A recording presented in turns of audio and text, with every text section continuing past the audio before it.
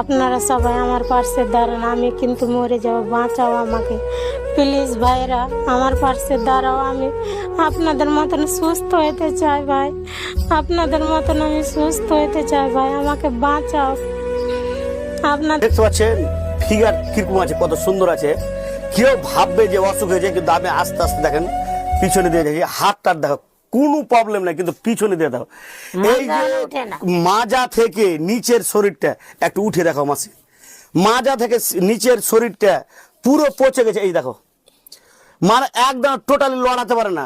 ওই ওই সেটটা দেখে দাও, এই ফুলে গেছে কিনা, মানে ওই সেটটা একটু দেখাও মাসি, কোনো অসুবিধা নেই। দেখো এই দেখেন, দেখতে পাচ্ছেন মানে একদম দেখতে দেখেন পুরো শরীরটা পচেছে, একসাথে লেগে গেছে। এই যে ঘায়ে ঘায়ে পুরো শরীরটা পচে যাচ্ছে, মানে একটুকু লড়াতেও পারছে না।